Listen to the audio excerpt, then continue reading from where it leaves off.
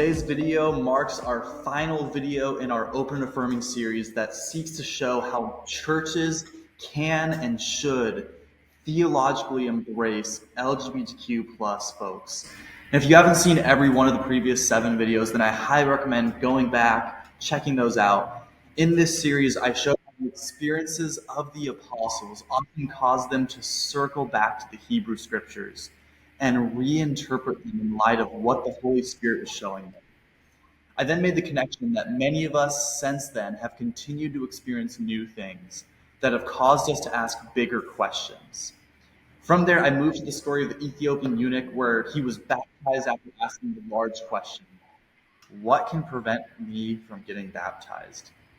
I pointed to the fact that someone familiar with the Hebrew scriptures, like the apostle he was speaking with, would have had a clear answer to that question. There were many scriptures that spoke about the Jewish people being God's chosen people, and there were 2 particular verses that spoke about how eunuchs were not welcome in temple worship. And as Philip baptized him, we see that God's grace extends beyond what we can imagine. It accepts and welcomes and affirms even when certain religious rules condemn, which is the idea that I want to dive deeper in today as we wrap up this series. Because while we went on to dissect the verses that seemingly condemn LGBTQ plus folks and show how the historical context is not quite comparable to today, I want to spend our final video talking about how the trajectory of all of Scripture is about a gospel of inclusion and liberation. You see, there's this idea within theological circles called progressive revelation. It doesn't have to do with being politically progressive, but it's this notion that God reveals his nature and plan progressively over the course of time. A common way of saying this is that God meets people where they are at. So God often engages with people in the Hebrew scriptures, and rather than completely undoing the present way of living and operating and instilling a completely new way of doing things, God incrementally, small step by step, moves his people toward his ethical ideal. For example, in the book of Leviticus, chapter 24, verses 19 through 20, the command goes as follows. Anyone who injures their neighbor is to be injured in the same manner. Fracture for fracture, eye for eye, tooth for tooth. The one who has inflicted the injury must suffer the same injury.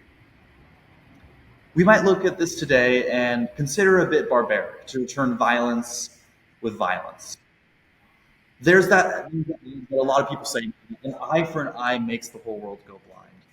Basically, we today see this as absurd and unbeneficial to the world at large. Yet at the same time, this was a radical leap forward because it was equality across the board.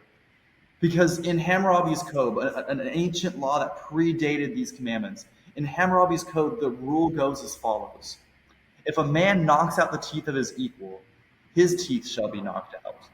If a man strikes a woman so that she loses her unborn child, he shall pay 10 shekels for her loss. Now, this is absolutely horrendous, and you can see that when it's between men, things are treated equally. Yet if a man hits a woman so hard that she loses her baby inside her, then the guy just has to drop a little bit of money, which any mother would tell you that no amount of money would compensate for the loss of a child. You can see, though, how the laws were not equal. Men were equal, women were not. But then in Leviticus, it becomes a little more equal. Still not great, but better.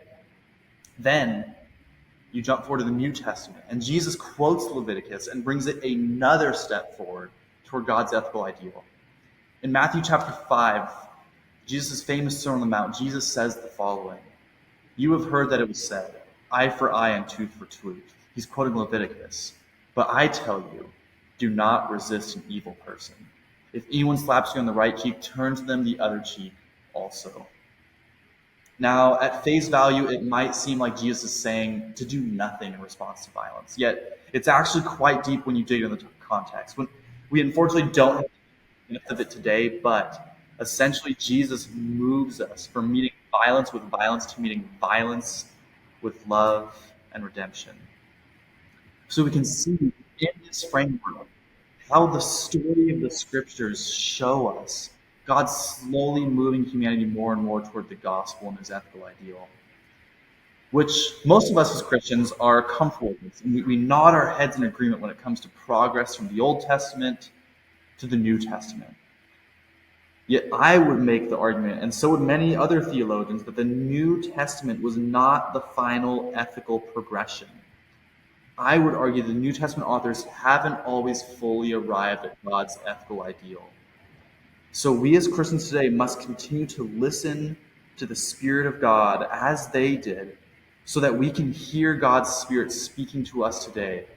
And when we listen, we will notice that more and more churches are hearing God's Spirit tell them that full affirmation and inclusion of LGBTQ plus people is part of God's movement toward the ethical ideal of the kingdom of God. So if you're watching and you are an LGBTQ plus person, know that God is not done yet, that the Spirit of God is still moving in churches to become more fully loving and welcoming. And if you are a church leader watching this who is interested in becoming a church that fully affirms LGBTQ plus people, then please feel free to go to our website in the description below and get in touch. Thank you for watching, and may you embrace the love and grace of God in every dimension of your